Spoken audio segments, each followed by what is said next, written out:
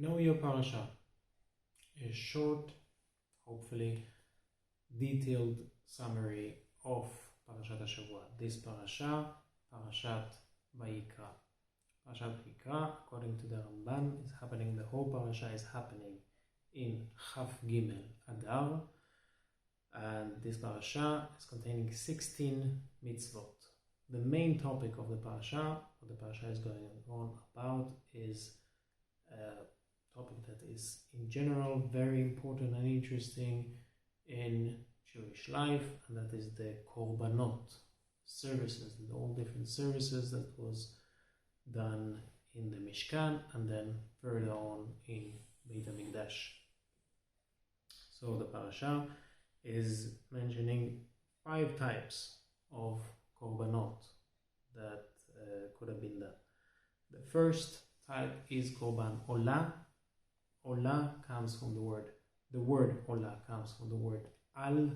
Al means on top, and in this context it means that the korban went completely up, meaning no one enjoyed any part of the animal, unlike the rest of the korbanot. And korban olah was made, could have come different types of reasons to bring korban olah, and korban olah can come from bakar, tzon, goats, and sheep and cows, and from off, birds. It's either a big tor is a sort of a bird, and or bnei yonah, the young small chicks of the doves. So that is the first type of korbanot. Then you have korban mincha. Korban mincha, the word mincha, according to Rashal Hirsch, the word mincha comes is etymologically coming from the word manach, which means which comes from the word menucha, and the idea is Adam ki yakriv is not something that the person is obligated to do, something that he is doing willingly in order to make Hashem satisfied, happy. So it's something that it's not coming from a reason because the person is obligated to do it. It's because he wants to do it. So something like that is when a person, when he gets something that he was not supposed to get. This is when what we would call a present, and in Hebrew that is the meaning of the word mincha. So that would be more from the word, if to say it would be closer to the word nachat. So a bit different from the word mincha that we know from Eliyahu Navi, that was doing the in the famous episode that happened in Har Carmel, and there it was written, it was Be'alot HaMincha, or what the Onkelos is saying, that the time of the day of the afternoon is calling, he's calling it Mincha, which is the reason why we daven the prayer Mincha. It's the prayer that we do in the afternoon. This is one of the reasons, according the word comes there from, because that's the time of the day according to the Onkelos. So it has not exactly the same meaning. Although, according to the Tosfot in Masechet Pesachim, the word mincha that we use for praying is the word mincha that has to do with the service mincha that was done particularly in the afternoon. So, to put it up together, mincha is a type of another type of korban, and mincha came only from flour. that was done together to be either bread in a certain korban or as matzot in most of the other options, but however not from animals. Then the third, not exactly korban, but a general rule about korbanot: any korban must contain salt, shouldn't contain honey or anything sweet, which is the reason that in our days we don't have the Bet HaMikdash.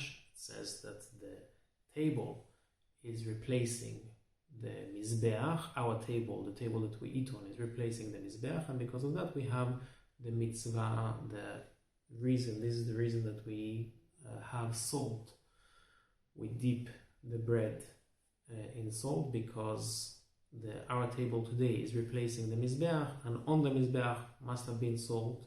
So this is why we keep on doing it today, but it was not a korban on its own. It was something that needed to go with every other korban. Then you had korban shelamim. Korban shelamim is a korban that again came for different reasons. So the Torah here is just saying that whenever came korban shelamim, then it was divided. The main part went to the owner to eat it in a very certain way. A certain part went to the Kohanim, and they were able to eat it. And the skin, the leather of the animal went to the owner. Then the chatat, korban chatat, was brought when a person did something wrong, and he regrets it, and he wants to fix, to try to do. He's doing tshuva, so then he would bring korban chatat, and korban chatat was divided into three different options. There are three types of korban chatat. This korban chatat that was done, pnimit, and inside, meaning this is the place where they would throw the blood. So only when a Kohen Gadol needed to bring korban chatat, or when the whole Sanhedrin had made an order that was wrong, and they realized that they did it, so they needed to bring a special korban, and that was a korban chatat, and it was done different from the way that any korban chatat was done. So that was one type of korban chatat. Then the second type of korban chatat was done, what was done by most of the people. So that was done outside, and